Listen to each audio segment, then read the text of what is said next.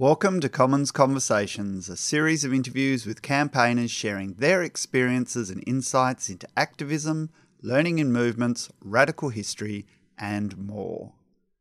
The podcast is produced by the Commons Social Change Library, a website containing over 1,000 resources for campaigners, which can be accessed for free at commonslibrary.org.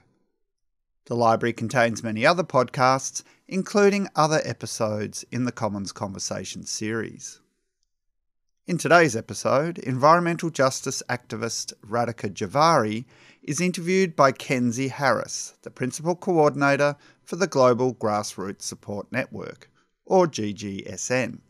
Radhika is the GGSN coordinator for India, a member of the youth-based collective Let India Breathe, and the founder of Pantrynook, a zero-waste, plastic-free food packaging company. In the interview, Radhika discusses how the campaign to protect Aarey, a forest within the suburbs of Mumbai, brought together a coalition of urban and Indigenous communities from the mid to late 2010s. In doing so, she describes how this gave rise to new ways of campaigning in India, as well as the advantages and pitfalls involved in broad coalitions. Amongst other topics, the interview also explores the importance of long-term visions within social change work and ways in which current campaigns supporting Palestine are providing a lead for global solidarity more generally. Thanks, Radhika, for being here. Can you tell the listeners a bit about who you are, what you do, and how you got into this work?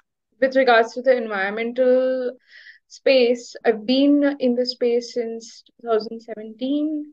My involvement started with the Save Aarey movement. So, for people who don't know, Aarey is a forest in Mumbai, and it's a last remaining sort of a urban forest in the entire country. And it's got leopards and it's got a lot of Schedule 3 species. So Schedule 3 species are the ones that are, the ones that enjoy the highest amount of protection under the Indian laws. And the forest is filled with them. A lot of Schedule 3 birds, leopards, so on and so forth. And that forest is being eyed by a lot of politicians, a lot of builders, real estate nexuses, and they want to chop it all down and, extend the city even further. One of the ways that they were trying to do that was by changing some laws because the forest is sort of protected. It has protection under Indian laws. So they were trying to remove the protection and then open up the land for further, city expansion. This is a forest that my father took me to when I was young because I've grown up there in Mumbai, and we used to go there when I was very young. And beautiful, beautiful place. Because of that nostalgic memories, when I heard that it was going to get chopped down, it was a massive, cosmic wrong to chop down a forest. And so I got involved with a citizens movement that started 2014. It had already started, and I joined them in 2017. One thing led to another, and I guess the movement is still going on. Actually, the forest is still not safe.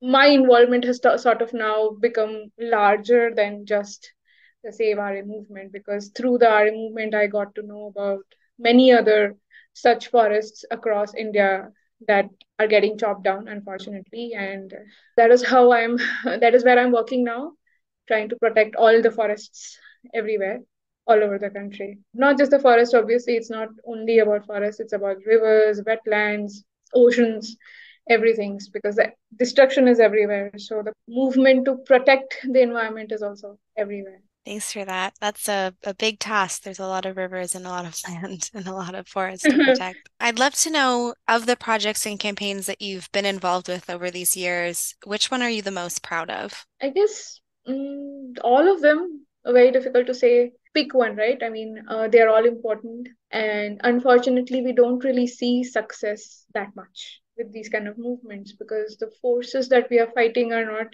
they're so big, right? The machinery that we are up against is so big, and it's not just national, it's global. There are movements in India like the Narmada Bachao Andolan. So Narmada Bachao Andolan started some 30, 40 years ago, and it is still going on. It is about a river. Narmada is a river in India, a very big river. They wanted to build a series of dams on the entire river, and it would cause a lot of displacement. A lot of forest would be submerged because of the dam, and the people who fought for that and who are still fighting for that, they brought the World Bank to its knees. They took up the World Bank because the project was funded by the World Bank. And 40 years since, they have not seen a success, and it is still going on. So most of the movements are like that in India. There is this another movement in Odisha. It's another state. The state has a lot of mineral resources, and it is continuously mined. And the tribal people there in Odisha have been fighting for 40, 50 years now, continuously. One company after another. They see success, like the Niyamgiri struggle that happened in Odisha. This was 20 years ago, I think. They took over a mining giant. The company is called Vedanta. They took them to the court and they won. They pushed the company out. And for some time, it was like as if they had won. And now the company is back again, trying to enter again, trying to mine again. And the fight has started all over again. So that is how it is. What I'm trying to say is that proud to be fighting at all. Yeah, yeah, these are big systems and there's big players and I think like you said, this is global and there's so much to tackle. It seems that the work never ends. I would be curious what kind of groups a campaign is comprised of, or the campaigns that you've been involved in, because certainly a question that comes up a lot in our communities is how do we make collaboration happen? So I wonder, are people who are involved in a campaign against trying to save the forest, is that, all people who would identify as environmentalists or activists, or are they made up of different groups? So what does that look like and how do you think if there are different groups, how do you think that collaboration happens effectively? We saw this in the Aarey movement, where a wide variety of people collaborated. So Aarey has a tribal population of around 30,000 or something. So you have that faction who is interested in safeguarding the forest because their entire livelihood and everything depends on it. And also because they're so connected with the forest, right? Their gods and everything hail from the forest. So there is that aspect, and they are fighting. They're fighting all over the country. So and they've been fighting for such a long time. But the Aarey movement was the first time that saw a urban citizenry stand up for a forest. That has not really happened before. The urban middle class coming out and saying that, okay, we are not going to allow you to cut and chop down the forest. So that is something that happened for the first time. And I think it happened because, again, these were all youngsters and they are aware of the climate crisis, and their awareness may not be in depth, but they're in the periphery at a superficial level. They do understand that there is a climate crisis, and the reason behind the crisis is environmental degradation and destruction. And in order to stop the crisis, we need to stop the destruction. They've managed to make that link that between destruction and cause and effect. And they've also understood that by itself, on its own, no government anywhere can be trusted to do what needs to be done. And it is only through citizen pressure that a government will act. And that sort of made them come out on the streets for the very first time. It has never happened before in India, and that happened. And these were the people who do not identify themselves and do not call themselves environmental activists. And they came, and when we spoke to them, and we would meet every day, we would meet new people joining the movement, and they would say that no, I don't really want anything. I don't really care about anything. I just want them to not chop the forest. That is all I want. I don't want to know anything. I don't want to talk about anything. I don't want fame. I don't want this. I don't want that. I just want that they not chop down the forest. This is it.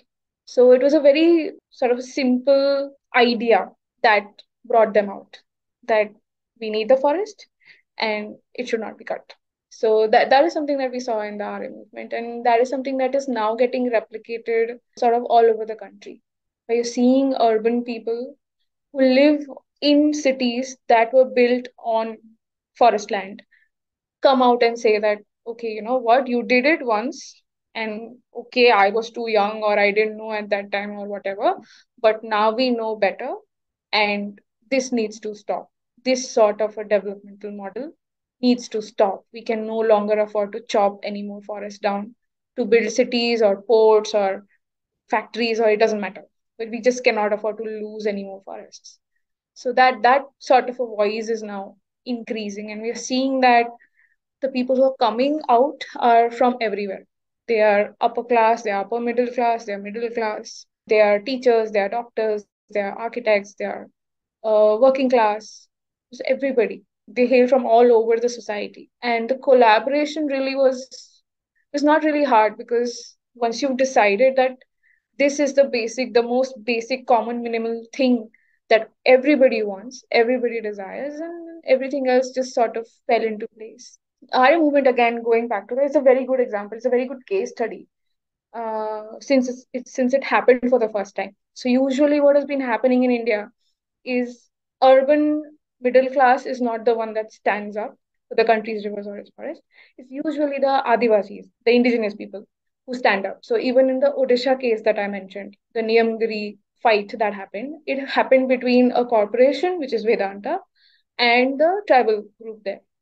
Even the Chipko movement that happened, which happened in the Himalayan region, that was also something that happened between the timber industry and the indigenous people, the mostly women who were trying to protect the forest. So that has been the history, environmental history in India.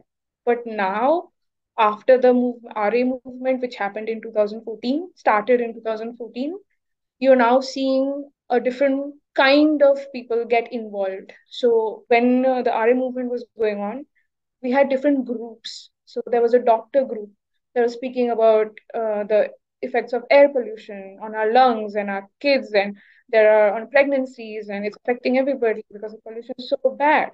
And you chopping down a forest is only going to make things worse. So, and then there was an architect group that was coming out and arguing that, they were arguing about urban planning and city planning, and how too much concretization is also, is just not a very smart way of designing a city. So that conversation happened. There were transport experts who came out and said that, okay, this is not how you should be planning a city's transport. You should not be having car centric approaches. You should be having public transport. Why is public transport so important? Why the government should be spending so much money on public transport rather than, promoting car centric infrastructure and all of those things.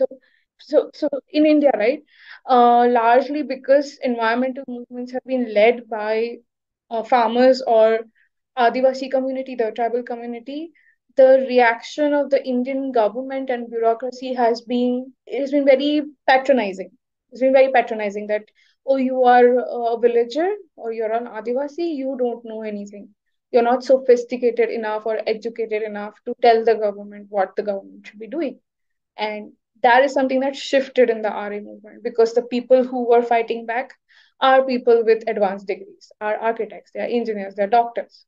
And the government was no longer able to use that argument that, oh, you don't understand what we are trying to do. That is the kind of a new collaboration, I think, if you want to use that word, that came out of the RA movement. And that is now continuing. That's so amazing to hear about, and I feel like the listeners will will probably have some questions too. I have a lot of questions because, well, there's a few things that really struck me. One is that it happened in 2014, I think you mentioned, and for a lot of us in the global north, we saw 2019 as sort of this like pivotal moment where people started to recognize that the climate crisis was an issue.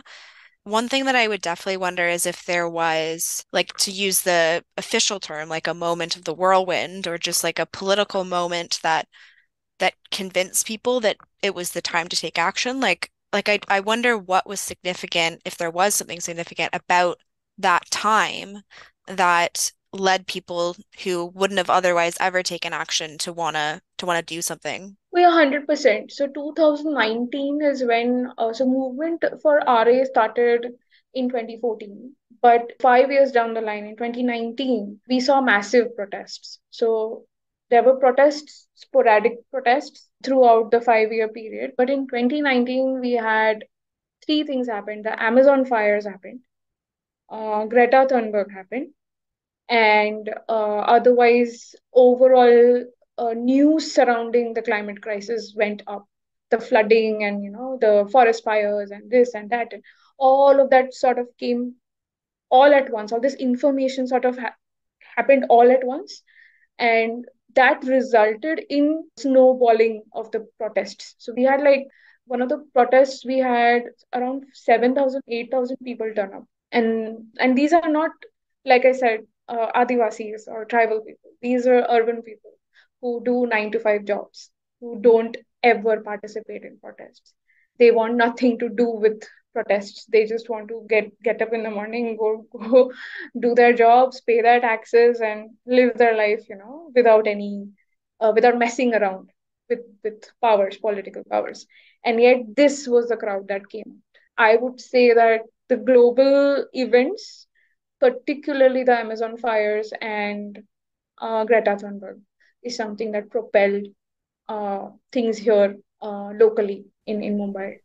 Something else that I thought was interesting about what you said is something along the lines of that, like everybody saw this central issue and it wasn't hard to have people collaborate on it, that people just came together around one central issue. And something that I think happens a lot, at least where I'm based in SoCal, Canada, is that there's a lot of infighting related to, people want to take an intersectional approach. And so if somebody says something that's homophobic or any sort of thing that's problematic, they're shut out and excluded, and there's not a lot of room for learning.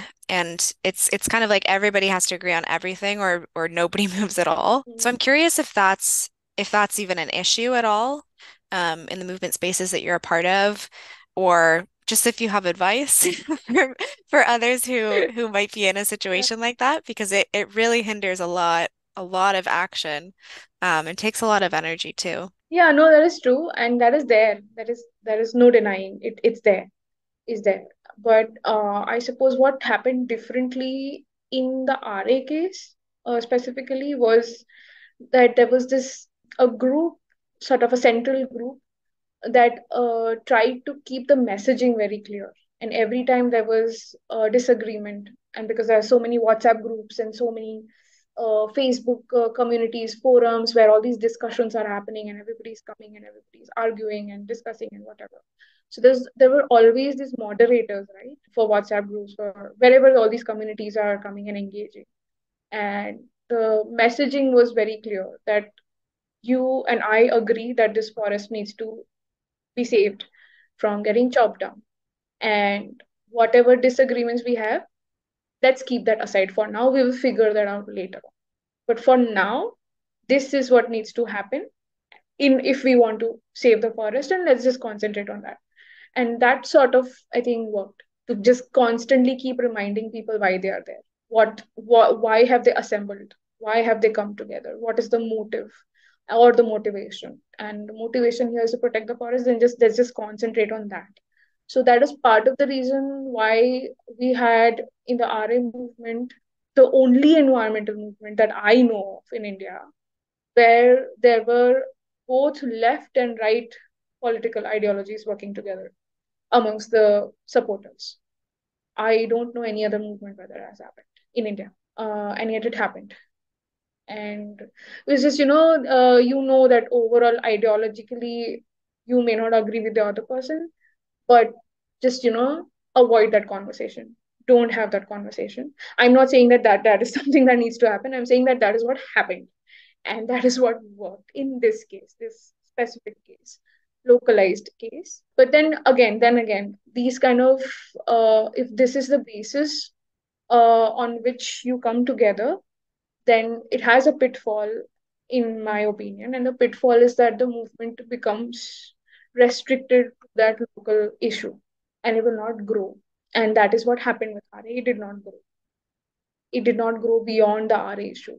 It did not become like a national environmental sort of movement. It did not. And it also fizzled out after a point. It is still going on. There's still people fighting, but the momentum was lost. I mean, it's too much to expect for a momentum to last 10 years. It lasted for 10 years. That is a very big deal, very big achievement in itself. But then, yeah, there are ideological divides. There were ideological divides. There still are ideological divides amongst the people who support the cause. But for that particular cause, they've been able to sort of bench those disagreements and just concentrate on the issue. So that is something that worked. I don't know if it would work in other areas with other causes, other issues. I'm sure there are other ways, better ways of dealing with disagreements. But what I do know is if we are unable to overcome our differences and make room for people who we may not always agree with, then we may not find the strength that we require to fight this. We have to learn how to work together. Yeah, agreed. Yeah, that's so interesting. I can't even imagine like in this context what a movement that has people joining from the right, the far right, and the far left would look like. So that's so interesting. I think this will raise a lot of reflections for people listening about, I think you just shared a lot of lessons and things to consider. So I think you touched a little bit on this. I don't know if there's any other that come to mind, but so if there's any particular campaigns or initiatives or even approaches to taking action that are really inspiring or exciting you? Right now, I think there's nothing going on in the world that is more impressive than the Palestine, the Free Palestine Mm. movement. That is beyond inspirational. That is one thing that since the past, how many days has it been? 66, 67 days? This is the third month now. It has entered the third month, and every single day is a day that gives hope. Despite the carnage and despite the massacre that is going on there, the way that the entire world has stood up, and every single day people are out protesting. Every single day. Nobody is forgotten, nobody is willing to let go, nobody is backing down. I can't think of anything more inspirational than that. I was not expecting it, at least not at this scale. And I did not expect it to last as long as it has lasted. And even after 30 days, 45 days, I kept worrying that people will stop protesting, but they haven't.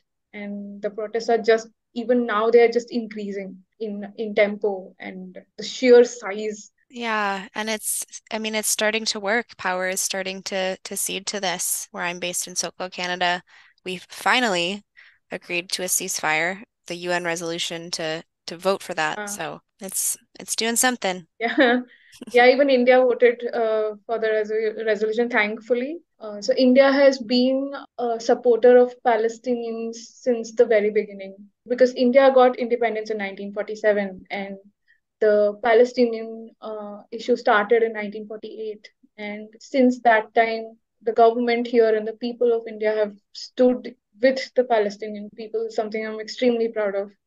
And unfortunately, the current government is not following in the footsteps of their predecessors, but thankfully, it voted in favor of the resolution. And yeah, that is only because of the international pressure. Yeah, and I mean, this relates a lot to what was hoping to discuss with you next, which is just, what does global solidarity look like and how we actually make it happen in practice.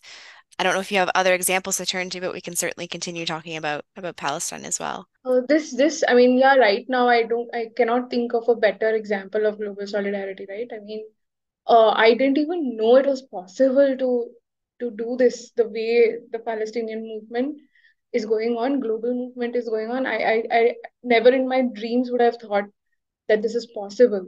And the way this is happening and is being led by young people, it just increases the hope even for the climate movement because this is exactly the kind of solidarity we're going to need when it comes to tackling the climate crisis. So if we are able to do this for Palestine, and if we are able to cross all barriers, the racial barriers, geographical barriers, class barriers, all of these barriers, if we are able to overcome and come together for this cause, then we are 100% we're going to come together for the climate crisis as well. It's not just about fighting for Palestine. The movement is actually challenging the entire colonial structure, the imperial structure that the institutions, the banks, the companies, the corporations, it's we're putting everything on the stand.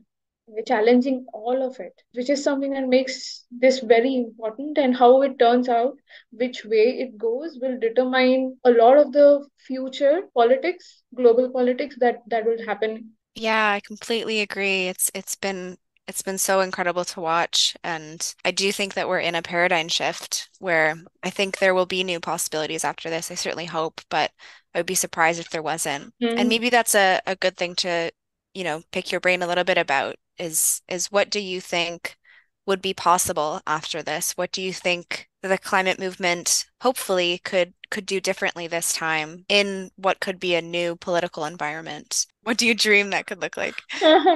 Dream, I mean, that dream is one that I think all of us share across the globe. The one where, you have, I want to say clean energy, but I will not use the word clean energy because there is no such thing. But a world where your energy, we manage to reduce our energy requirements. We manage to use less and do more. A world where, we shift out of a consumerist sort of a mindset and learn to live better with nature. That is something that is the dream.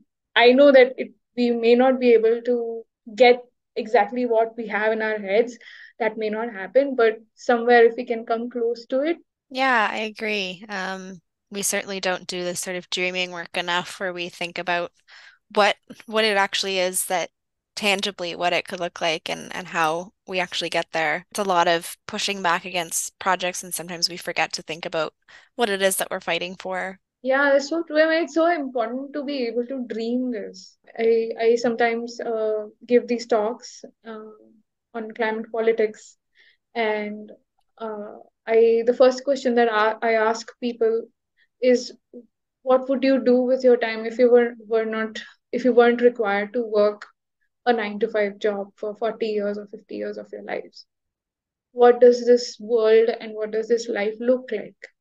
And more often than not, there are no answers because people don't know that they can imagine this, that they're even allowed to imagine something, that the current status quo and the current way of doing things is accepted at such a deep rooted level that we've forgotten that we can actually question it. We can actually question the systems we've set up, and we can actually question the way we want to actually live our lives. And not working a 9 to 5 job till you die is one of the things you can question, is something that people are not even realizing. So it is the status quo is just accepted as some sort of as if it's some sort of a law of nature. This is something that I feel is imagining a better world, a different world is so important. Unless and until we imagine it, we'll probably not fight for it. Yeah, totally. What a fun exercise to think about. It's incredible because the next question that I ask is, I write down the word wealth and I ask, what does this mean to you? And 99 out of 100 times the answer is money or some sort of, monetary idea of wealth. And the answer is never clean air or clean water or hobbies or reading books or spending time with a loved one, walking in a park. Uh, these ideas have become disconnected with the word wealth. We don't think of these things as wealth. We only think of money as wealth. And part of the problem begins here. We just lost the value of what a good life looks like. A simple but a good, healthy life looks like. This is an exercise that I feel we should be doing more often, and especially with younger people. At least in India, we see this where youngsters are more enamored with sort of a consumerist, a highly industrial sort of a lifestyle. They see the Western countries and they think that this is what progress looks like and this is what everybody's lives must look like. And yet that is not true.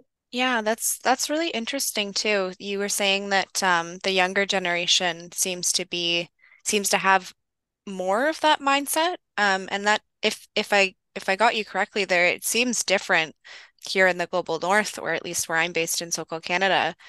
So I guess I'd love to know a little bit more about why you think that is, and how that can be shifted.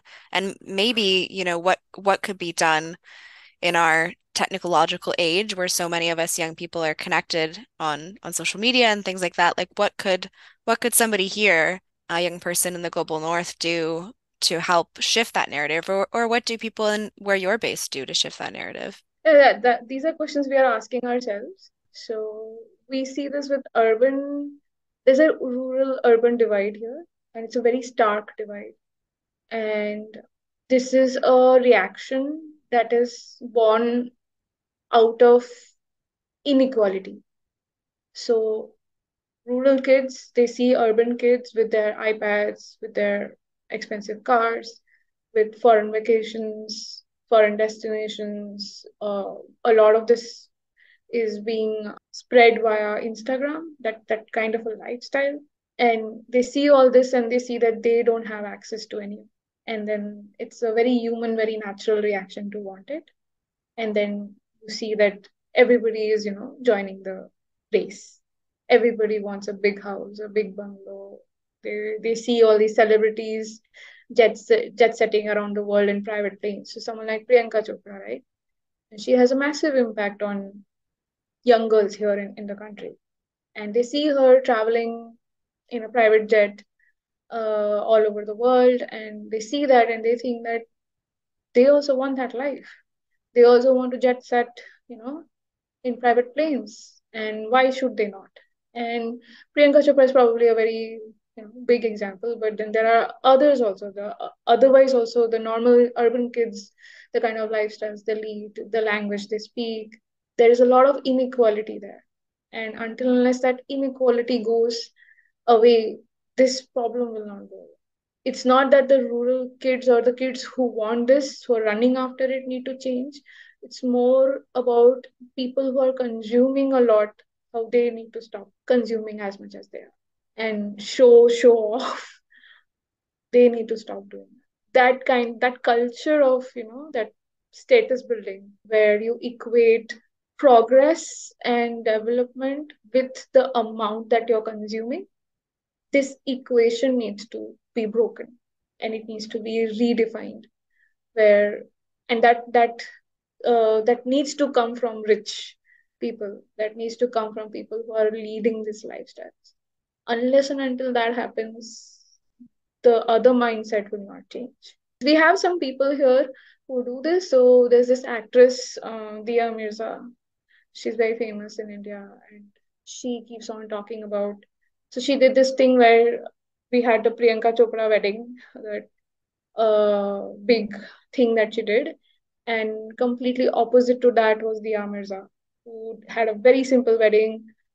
She didn't spend any money at all on her wedding dress, nothing, nothing, nothing. Very, very, very simple wedding. And she did that because she understands this, that the rich people need to tone down their lifestyles. And she talks a lot about it. So that kind of it's a good influence. And whoever does follow her has that influence on them. So we have those kind of role models and they're increasing. Every day you see new people coming. We have a very good train network in India, and a lot of people, mostly the ones coming from cities, have now started talking about refusing how they're refusing to fly, using air travel, not using air travel, and using the train networks to travel instead, especially when the distance is short. So that is something that is happening. It's the influencer. I think they're called in Gen Z lingo. Uh, these are the people who are influencing, actually influencing. They're growing every day. It's growing. So hopefully we'll see a shift sometime in the next 5-10 years in the overall narrative around how we are defining development, how we are defining progress. Yeah, that's really interesting and really insightful, actually, because I think that for, at least in the circles that I'm involved in, the consensus is that young people are progressive. And I think generally speaking, yes, we are a more progressive generation, the ones before us.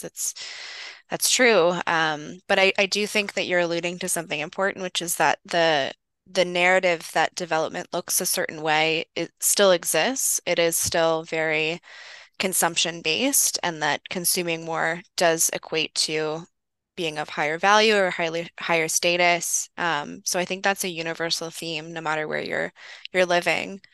And I think it is a difficult narrative to shift, but it's interesting that that there are people who have obtained a lot of wealth that are working to shift that.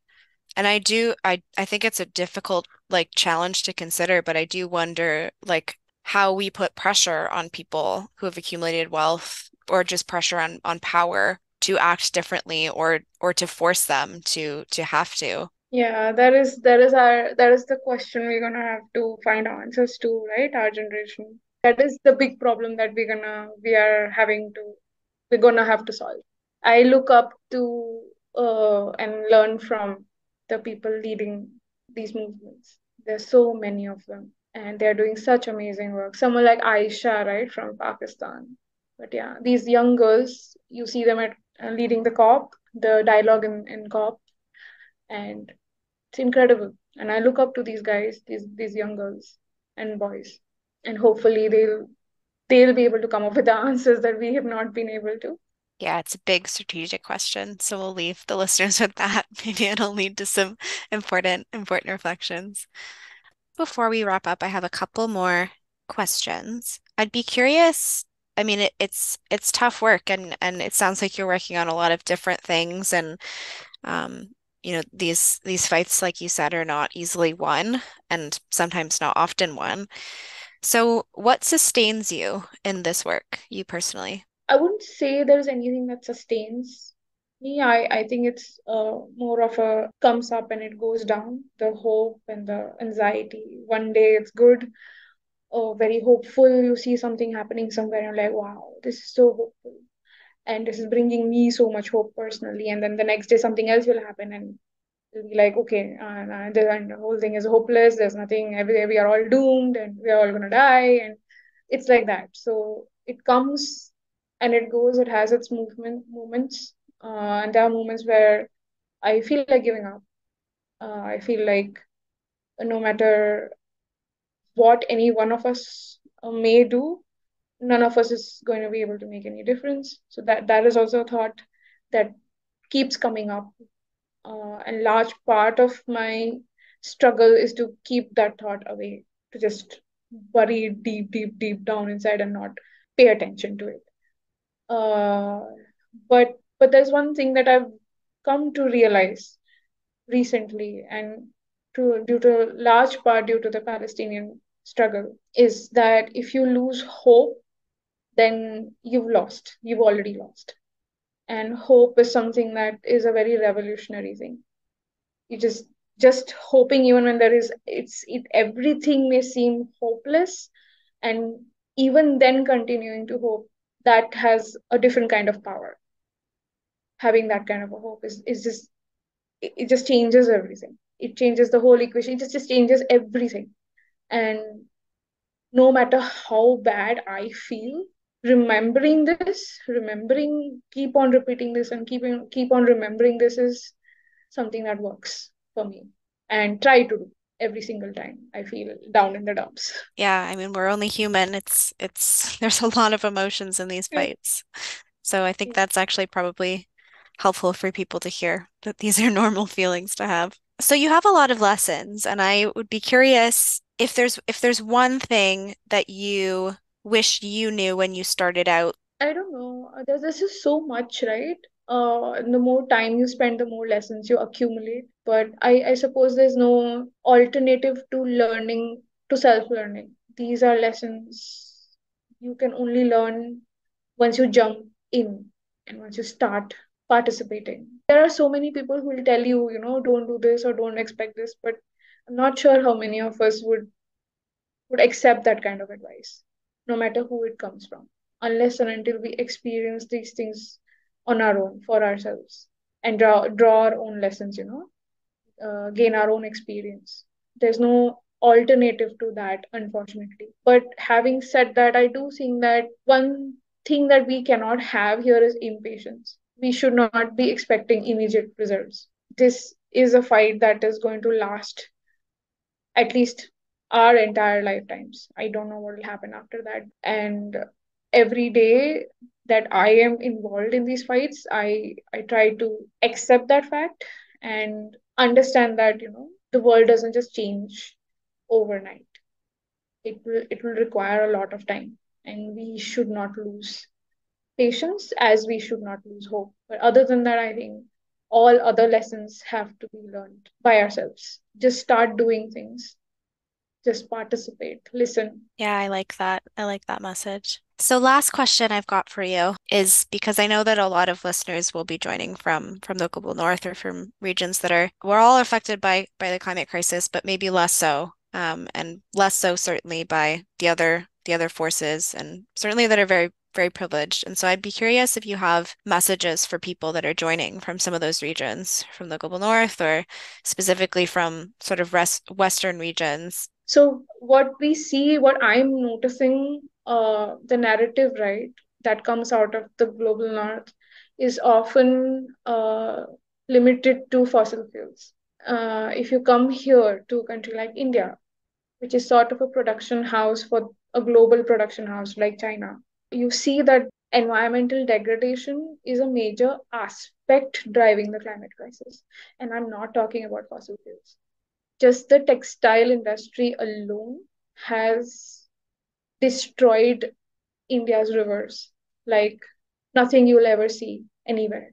Clothes from Walmart or Target or M&S or any of these major corporations, you are sort of participating in a destruction of entire river ecosystems here in a country like India or Bangladesh.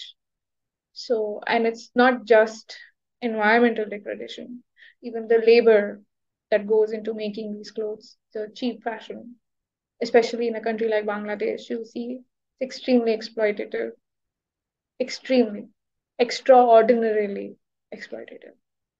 And these aspects of the climate crisis is something that gets talked about, absolutely does, but the focus is far too much on fossil fuels. And it should be, it has to be, it must be. But at the same time, we need to start talking about in the same breath about the other side of the climate crisis. That part is there. And I would actually encourage people, youngsters who are fighting in the global north, to come and visit these countries and see the sites, see what goes on. Like every time you use plastic, right?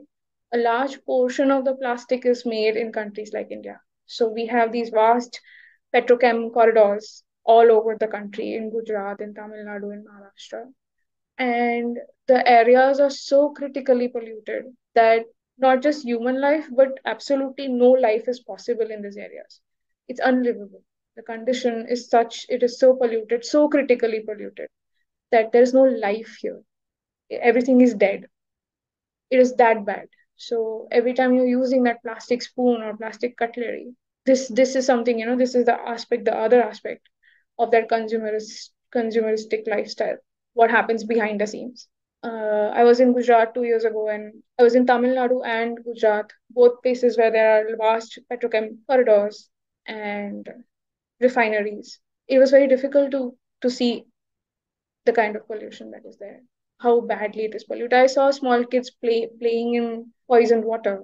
The water bodies are all poison. It's red in color, dark red in color. And I saw small kids jumping in the water. They're not realizing how bad, the water is. I saw sites, housing societies built on toxic dumps where all the laborers that work in these factories, they live. It was horrendous. So I feel that this aspect of the climate crisis that is feeding the climate crisis, right, is something that we need to talk about. Yeah, thanks for that. You definitely did have messages that were really important and that need to be heard. And I definitely agree that it's nowhere near discussed as enough in the mainstream climate movement or certainly in the messages that are coming from the West. So it's really appreciated too. to hear from you on that and on everything else that you shared today. You've been listening to Commons Conversations, produced by the Commons Social Change Library, a website containing over 1,000 resources for campaigners, all of which can be accessed for free at commonslibrary.org.